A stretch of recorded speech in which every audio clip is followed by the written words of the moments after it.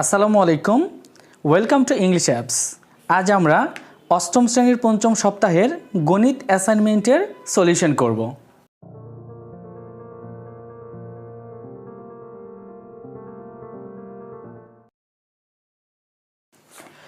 অষ্টম শ্রেণীর পঞ্চম সপ্তাহের যে গণিতের উপরে অ্যাসাইনমেন্টটা দেওয়া হয়েছে, এখানে কোশ্চেনগুলো মূলত এসেছে চতুর্থ অধ্যায়, পঞ্চম অধ্যায়, সপ্তম অধ্যায় এবং একাদশ অধ্যায় থেকে। আমরা প্রথমে যেই কোশ্চেনটা সলিউশন করব সেটা হচ্ছে চতুর্থ অধ্যায়ের সৃজনশীল প্রশ্ন এক নম্বর কোশ্চেনে বলা হয়েছে a + 1/a = 5 একটি বীজগাণিতীয় রাশি। এই উদ্দীপকের উপরে ডিপেন্ড করে আমাকে তিনটা প্রশ্ন সলভ করতে হবে। ক নম্বর প্রশ্ন a - 1/a এর মান কত। খ নম্বর + 1/a⁴ এর মান নির্ণয় করো। গ নম্বর প্রমাণ করো যে a³ + 1/a³। এখন আমরা সলিউশনে চলে যাই। তার আগে একটি কথা, যারা এখনও ইংলিশ অ্যাপস চ্যানেলটিকে সাবস্ক্রাইব করনি তারা অবশ্যই সাবস্ক্রাইব করবে এবং পরবর্তী অ্যাসাইনমেন্টগুলো নোটিফিকেশন পাওয়ার জন্য অবশ্যই বেল বাটনটি ক্লিক করে দেবে। ক নম্বর প্রশ্ন সলিউশন করছি আমরা। দেওয়া আছে a + 1/a = 5। এখান থেকে আমাদেরকে a - 1/a এর মান বের করতে হবে। তাহলে a - 1/a এর অনুসিদ্ধান্তের দিকে আমরা যাব। আমরা জানি a - 1/a² = a + 1/a² - 4ab।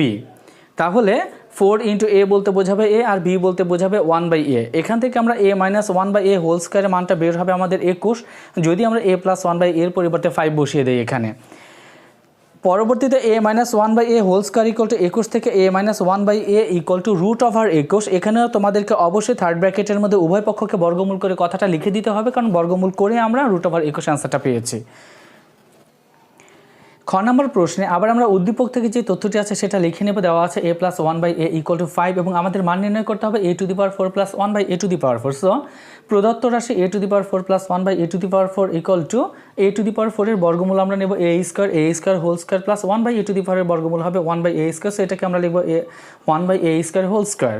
এরপর আমরা a² কে a ধরবো এবং 1/a² b ধরে a² + b² এর সূত্রে ফেলে দেবো। তাহলে a² + b² = a + b² - 2ab। এখানে a বলতে a², b বলতে 1/a²।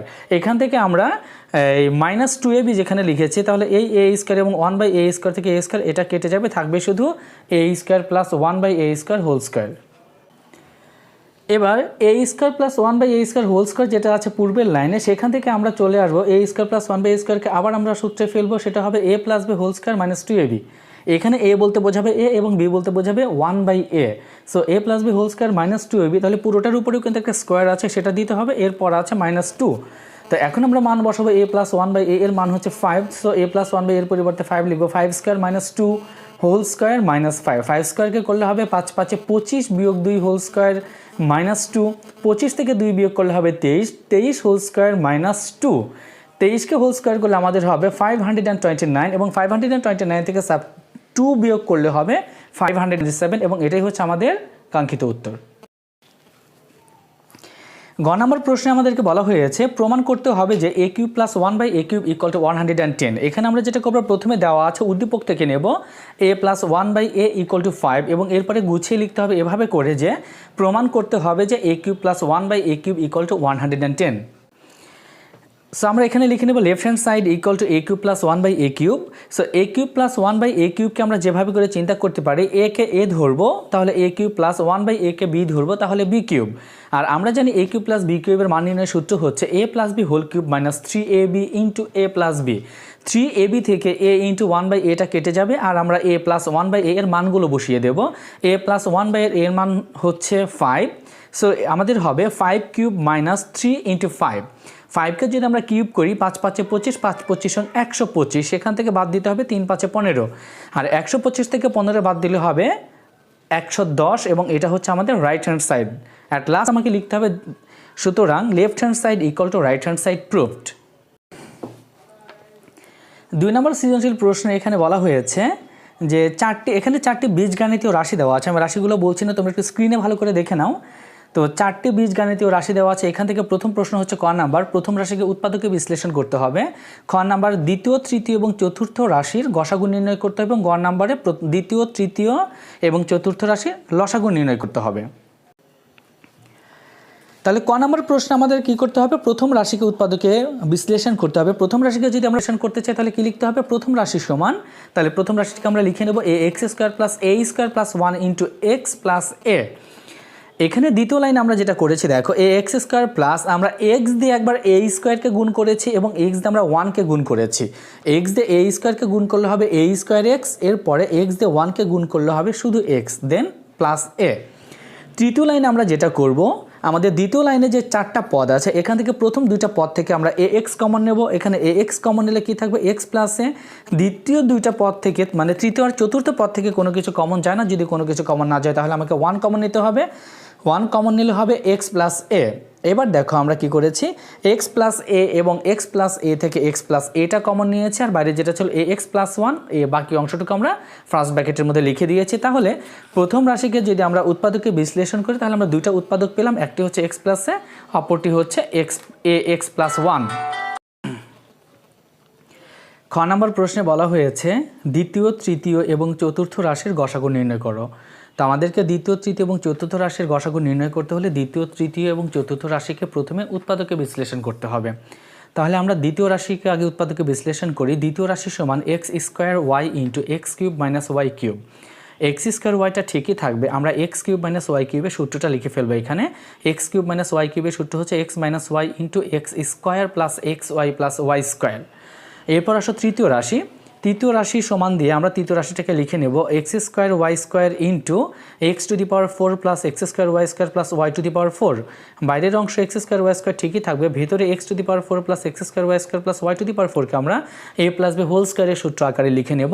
তো এটাকে যদি আমরা সূত্র আকারে লিখে নিই তাহলে দেখো মাঝখানে 2 into X square plus Y square আছে। এই 2 into X square Y square থেকে 1 এক্স স্কোয়ার ওয়াই স্কোয়ার অবশ্য আমাকে বাদ দিতে হবে, তাহলে পূর্বের রাশির সাথে মিলে যাবে। এবার আসো তৃতীয় লাইনে। তৃতীয় লাইনে আসলে আমরা যেটা দেখতে পাচ্ছি সেটা হচ্ছে যে প্রথমে X square plus 2 X square Y square plus Y square whole স্কোয়ারের পরিবর্তে আমরা X square Y square whole square A plus B whole স্কোয়ার সূত্রে ফেলেছি, এবং লাস্টে যে পদটা আছে এক্স স্কোয়ার ওয়াই স্কোয়ার এই পদটিকে আমরা বর্গমূল করে এক্স ওয়াই হোল স্কোয়ার করেছি। সো এখন আমরা যেটা করবো সেটা হচ্ছে যে এক্স স্কোয়ার ওয়াই স্কোয়ারকে মনে মনে এ ধরবো আর এক্স ওয়াইকে বি ধরবো, তাহলে এ স্কোয়ার মাইনাস বি স্কোয়ারের পরিবর্তে এ প্লাস বি ইন্টু এ মাইনাস বির সূত্রে ফেলে দেবো। তাহলে আমরা তৃতীয় রাশিকে উৎপাদকে বিশ্লেষণ করে ফেললাম। চতুর্থ রাশি সমান x cube y square plus x square y cube plus x y to the power 4। তাহলে এখানে চতুর্থ রাশিতে 3টা পদ আছে, এই 3টা পদের মধ্য থেকে ভালো করে খেয়াল করে দেখো এখানে এক্স ওয়াই স্কোয়ার কমন যায়।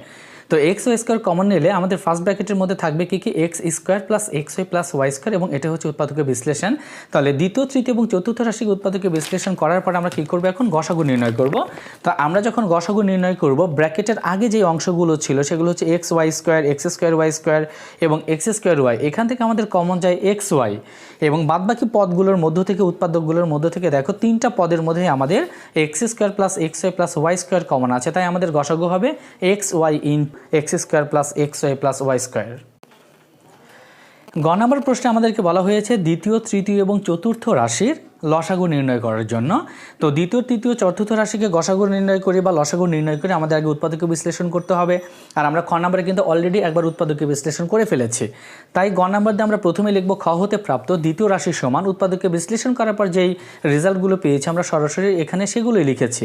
তাহলে দ্বিতীয় রাশির সমান দেখো X square Y into X minus Y into X square plus x Y plus Y square. একইভাবে তৃতীয় রাশি, চতুর্থ রাশি, এবং এরপরে আমরা সরাসরি চলে যাব সুতরাং নির্ণেয় লসাগু সমান। লসাগু নির্ণয় করতে হলে আমাদের হাইয়েস্ট পাওয়ারগুলো নিতে হবে এবং কমন আনকমন সবই নিতে হবে। তাহলে খেয়াল করে দেখো লসাগু হবে তাহলে আমাদের X square Y square into X minus Y into X square plus x Y plus Y square into X square minus X Y plus Y square. এবার লাস্ট সেন্টেন্সটা যদি তুমি খেয়াল করো তাহলে দেখো মাঝখানে যেই পদটা আছে প্রথমে এক্স স্কোয়ার ওয়াই স্কোয়ার এটা আমরা লিখে নিলাম, একদম লাস্টে আছে X square minus X Y plus Y square, সেটাও লিখে নিলাম, কিন্তু মাঝখানে X minus Y into X square plus x Y plus Y square যেটা আছে এইটা মিলে মূলত একটা সূত্র দাঁড়ায়, এবং এটা হচ্ছে আমাদের X cube minus Y cube. তাহলে এটাই হচ্ছে আমাদের নির্ণেয় লসাগু। সৃজনশীল প্রশ্ন 3, এটা আমাদের 11 অধ্যায় থেকে করা হয়েছে, আমি পরিসংখ্যানের চ্যাপ্টার থেকে। প্রশ্নটা হচ্ছে একটি পরিবারের বিভিন্ন খাতে মাসিক খরচের সারণী। এখানে খরচের খাত আছে দেওয়া, খরচের খাতগুলো হচ্ছে এটা মাসিক ভিত্তিতে মোবাইল রিচার্জ, অতিথি আপ্যায়ন, যাতায়াত, ঔষধ ক্রয় এবং শিক্ষা সামগ্রী ক্রয়। এখানে কোন খাতে কী পরিমাণে টাকা খরচ হয় এবং এই খরচটা কতজন লোকের পেছনে করতে হয় সেই সারণীটা এখানে দেওয়া আছে, বাট এখানে টাকার পরিমাণ বা তোমার গণসংখ্যা বা কতজন খরচ করে সেটা কিন্তু দেওয়া নেই। এখান থেকে আমাদেরকে যেটা করতে হবে সেটা হচ্ছে ক নম্বর প্রশ্ন, সারণীটি পূর্ণ করো তোমার নিজের পরিবারের আলোকে। তোমার ফ্যামিলিতে যে কজন লোক আছে এদের উপরে ডিপেন্ড করে তোমাকে মূলত এই সারণীটা পূরণ করতে হবে। খ নম্বর হচ্ছে সারণী থেকে মধ্যক নির্ণয় করো। গ নম্বর হচ্ছে সারণী থেকে আয়তলেখ আঁকো এবং আয়তলেখ হতে তোমার নিজের পরিবারের খরচের কোন খাতে সবচেয়ে বেশি ব্যয় হয়েছে এবং কেন হয়েছে তা উল্লেখ করতে হবে। তাহলে ক নম্বর প্রশ্নে আমাকে কী লিখতে হবে, যে আমার পরিবারের আলোকে সারণীটি পূর্ণ করা হলো, যেহেতু আমার পরিবারের আলোকে সারণীটি পূর্ণ করতে বলেছে। তো খরচের খাত, টাকার পরিমাণ, গণসংখ্যা জন, ছকটা একটু ভালো করে খেয়াল করো, তোমরা স্ক্রিনে দেখতে পাচ্ছ। মোবাইল খরচ হয়েছে 5 জন এবং এটা করেছে 5 জন, মোবাইল রিচার্জ বাবদ খরচ হয়েছে 500 টাকা এবং এটা খরচ করেছে 5 জন। অতিথি আপ্যায়ন বাবদ 2000 টাকা, অতিথি সংখ্যা 4 জন, যাতায়াত 1500 টাকা 10 জন, ঔষধ ক্রয় 1000 টাকা 3 জন এবং শিক্ষা সামগ্রী বাবদ ক্রয় হয়েছে 2500 টাকা, এটা হচ্ছে 7 জন। আমাদের খ নম্বর প্রশ্ন হচ্ছে সারণী থেকে মধ্যক নির্ণয় করো। সারণী থেকে যদি আমি মধ্যক নির্ণয় করতে চাই তাহলে গণসংখ্যাকে ক্রমযোজিত গণসংখ্যা হিসেবে লিখতে হবে। দেখো প্রথমে টাকার পরিমাণটা উল্লেখ করা আছে প্রথম কলামে, দ্বিতীয় কলামে গণসংখ্যা এবং তৃতীয় কলামে ক্রমযোজিত গণসংখ্যা। তো গণসংখ্যাকে আমরা যদি পরপর যোগ করি তাহলে কিন্তু আমাদের ক্রমযোজিত গণসংখ্যা পাওয়া যায়। যেমন 5 আর 4 হচ্ছে 9, 9-এর সাথে আবার 10 যোগ করলে হবে 19, 19-এর সাথে 3 যোগ করলে 22, 22-এর সাথে 7 যোগ করলে 29। যেহেতু ক্রমযোজিত গণসংখ্যা বা সবগুলো গণসংখ্যাকে যোগ করলে আমরা 29 পাচ্ছি, তাই আমাদের এখানে মোট গণসংখ্যা 29 হবে, যা বিজোড় সংখ্যা। এবার আমরা বিজোড় সংখ্যা যদি আমাদের গণসংখ্যা যদি বিজোড় সংখ্যা হয়, ক্রমযোজিত গণসংখ্যা, তাহলে মধ্যক নির্ণয়ের যে সূত্রটা আছে এবার আমাকে সূত্রটা লিখতে হবে। এর পরবর্তী অংশে তোমরা সেটা দেখতে পাচ্ছ। এখানে মোট গণসংখ্যা n = 29, যা বিজোড় সংখ্যা, এবং গণসংখ্যা যদি বিজোড় হয় তাহলে মধ্যক নির্ণয়ের সূত্র হচ্ছে n+1/2তম পদ। এখানে n বলতে বোঝাবে 29, কারণ আমাদের গণসংখ্যা যোগ করে টোটাল 29 বের হয়েছে। সো 29-এর সাথে 1 যোগ করলে হবে 30, 30/2তম পদ সমান 15তম পদ। এবং তোমরা যদি আবার ছকের দিকে গিয়ে তাকাও তাহলে 15তম পদ হবে আমাদের 1500, কারণ এখানে 15তম পদ নেই। প্রথমে আছে 5, তারপরে 9, তারপরে 19, কারণ 9-এর থেকে 15 হচ্ছে বড়, তাই আমাদের 19 ক্রমযোজিত সংখ্যা 19 বরাবর যে টাকার পরিমাণ আছে 1500, সেটাই হবে আমাদের মধ্যক। গ নম্বর প্রশ্নে সারণী থেকে আমরা প্রথমে আয়তলেখ আঁকবো, এরপর পরিবারের খরচের কোন খাতে সবচেয়ে বেশি ব্যয় হয়েছে এবং কেন হয়েছে সেটা ব্যাখ্যা করব। তো ছক কাগজ আঁকতে হলে কী করতে হবে, ছক কাগজে এক্স অক্ষ বরাবর খরচের খাত নেব আমরা এবং ওয়াই অক্ষ বরাবর 100 ঘর সমান খরচের পরিমাণের 1 একক ধরে আয়তলেখ অঙ্কন করব। এবার আমরা ছক কাগজের দিকে তাকাই। এখানে এক্স অক্ষ এবং ওয়াই অক্ষ আছে, খেয়াল করে দেখো। এক্স অক্ষে আমরা খরচের খাতগুলো লিখেছি, ওকে, আর ওয়াই অক্ষ বরাবর আমরা টাকার পরিমাণকে লিখেছি। তো আমাদের যে খরচের খাতগুলো সম্পূর্ণরূপে এখানে লেখা সম্ভব নয়। যেমন আমার মোবাইল রিচার্জ, অতিথি আপ্যায়ন, এই জন্য শর্ট করে একটু লেখা হয়েছে রিচার্জ, অতিথি, যাতায়াত, ঔষধ এবং শিক্ষা। এটা হচ্ছে এক্স অক্ষে। এবং ওয়াই অক্ষে আমরা কি করেছি, ওয়াই অক্ষ বরাবর আমরা 100 ঘর সমান খরচের পরিমাণকে কিন্তু 1 একক ধরেছি। কাজেই ওয়াই অক্ষে যখন আমরা যাব কিভাবে নেব, প্রতি 5 ঘর গেলে কি হবে, 500, 1000, 1500, 2000 এবং 2500। তো এটা ধরে নিয়ে আমরা কি করব, ছক কাগজটা আমরা অঙ্কন করব। তোমরা স্ক্রিনের দিকে ভালো করে খেয়াল করে দেখো, ছক কাগজটা সুন্দরভাবে দেওয়া আছে। আয়তলেখ হতে দেখা যাচ্ছে যে অধিক খাড়া, শিক্ষা খাতে যেই আয়তক্ষেত্রের মধ্যে যেই স্তম্ভটা হয়েছে সেটা কিন্তু সবচেয়ে বেশি উঁচু বা বেশি খাড়া, তাই বলা যায় শিক্ষা সামগ্রী ক্রয়ে আমার পরিবারের ব্যয় অধিক হয়েছে। এবার সংক্ষিপ্ত প্রশ্ন 1, x² - 6x + 5/x² - 25কে এই রাশিটিকে লঘিষ্ঠ আকারে প্রকাশ করতে হবে। তো লঘিষ্ঠ আকারে প্রকাশ করতে হলে প্রথমে আমাদের লব এবং হরকে উৎপাদকে বিশ্লেষণ করতে হবে। তাহলে দ্বিতীয় লাইনে দেখো, লবকে আমরা উৎপাদকে বিশ্লেষণ করেছি, লবকে এখানে আমরা মিডল টার্ম করেছি। x² - 6x + 5কে মিডল টার্ম করলে কী হবে, তাহলে 5 1 5, তাহলে 5 আর 1 হবে 6, তাহলে x² - 5x - x + 5। এবার দুইটা করে পদ নাও উপরে লব থেকে, তো প্রথম দুইটা পদ থেকে এক্স কমন নিলে হবে x-5, এরপর আমাদের -1 কমন নিলে হবে x-5। এখানে মাইনাস হওয়ার কারণ হচ্ছে 5-এর আগে প্লাস ছিল, বাট মাইনাস প্লাসে মাইনাস হয়ে গেছে। আর হচ্ছে হরের দিকে যদি আমরা তাকাই, x² - 25 আছে, এটাকে আমরা a² - b² এর সূত্রে ফেলবো, x² - 5²। তাহলে এখানে a² - b² অনুযায়ী হবে x + 5 × x-5, আর লবে হবে আমাদের কি x-5 × x-1। তো লব এবং হর থেকে দেখো x-5 এবং x-5 মিল আছে, এই দুটো আমরা কেটে দিলে আমাদের রিকোয়ার্ড অ্যান্সার হবে x-1/x + 5। সংক্ষিপ্ত প্রশ্ন 2, a - a + b/b সমান কত? তাহলে এটা যদি আমি করতে চাই a - b/a + b/b, এই অঙ্কটা করতে হলে আমাকে কী করতে হবে? প্রথমে ভগ্নাংশের অঙ্ক, তো তাই আমাদের হর দুটো প্রথমে লসাগু করতে হবে। a আর b এর লসাগু হবে ab। এবার প্রথম ভগ্নাংশের হর a দিয়ে লসাগু ab কে ভাগ করলে হবে b, এবং b দিয়ে a - b কে গুণ করতে হবে, মাঝখানে প্লাস সাইন আছে, প্লাস সাইন। এবার দ্বিতীয় ভগ্নাংশের হর b দিয়ে ab কে ভাগ করলে হবে a, এবং a দিয়ে লব ab কে গুণ করলে হবে a × a + b। তৃতীয় লাইনে এসে আমরা কিছুই করিনি, জাস্ট b দিয়ে a - b কে গুণ করা হয়েছে এবং a দিয়ে a + b কে গুণ করা হয়েছে। চতুর্থ লাইনে এসে a² আমরা আগে লিখেছি, প্রথমে আছে প্রথম পদ ab এবং শেষ পদ ab, ab সাথে ab যোগ করলে 2ab - b², আর তো হর ab আছে। এটাই হচ্ছে আমার 2 নম্বর অঙ্ক সংক্ষিপ্ত। আমাদের 3 নং সংক্ষিপ্ত প্রশ্নে দুইটা ভগ্নাংশ দেওয়া আছে এবং এদের মধ্যে কী করতে হবে? বিয়োগ করতে হবে। তো ভগ্নাংশ যোগ বিয়োগ করতে হলে প্রথমে আমাকে কী করতে হবে? হরগুলো লসাগু করতে হবে। প্রথম ভগ্নাংশের হর দেখো x - y, এবং দ্বিতীয় ভগ্নাংশের হর হচ্ছে x³ + y³। তাই আমরা এখানে x - y আর হচ্ছে x³ + y³ এর লসাগু করেছি x - y × x³ + y³। তোমরা বলতে পারো স্যার x³ + y³ তো উৎপাদকে বিশ্লেষণ করা যায়, কিন্তু x³ + y³ কে উৎপাদকে বিশ্লেষণ করলে হবে x + y × x² - xy + y²। সেটা আসলে প্রথম ভগ্নাংশের হরের সাথে মিলে না, ওটা ঝামেলা বেশি হয়ে যায়, তাই আমরা এখানে এটাকে রেখে দিয়েছি। তো আমাদের লসাগু হচ্ছে x - y × x³ + y³। তাহলে প্রথম ভগ্নাংশের হর দিয়ে লসাগুকে ভাগ করে x³ + y³ এবং এটাকে 1 দিয়ে গুণ করতে হবে, মাঝখানে মাইনাস আছে। দ্বিতীয় ভগ্নাংশের হর x³ + y³ দিয়ে যদি আমরা লসাগুকে ভাগ করি তাহলে হবে x - y, তাহলে x - y দিয়ে x² - xy + y² কে গুণ করতে হবে। আমাদের তৃতীয় লাইনে যেটা করা হয়েছে সেটা হচ্ছে যে লবের দিকে খেয়াল করো, হরে কোনো চেঞ্জ নেই, 1 দিয়ে x³ + y³ কে গুণ করলে x³ + y³, তারপরে আছে মাইনাস, এরপর আমরা x দিয়ে x² - xy + y² কে গুণ করবো এবং -y দিয়ে x² - xy + y² কে গুণ করব। তৃতীয় লাইনে দেখো এই গুণটা এখানে করে দেওয়া আছে। চতুর্থ লাইনে যদি আমরা তাহলে লবের তৃতীয় লাইনের লবে ফার্স্ট ব্র্যাকেটের মধ্যে যে অংশটুকু ছিল যেগুলোকে আমরা গুণ করেছি তাদেরকে আমরা এবার যোগ বিয়োগ করবো বা একসাথে করব। তো x³ আমরা আগে লিখেছি, x² প্রথমে আছে মাইনাসের একটা, এরপরে আরেকটা -x² আছে, তাহলে হবে -2x² + 2xy² - y³।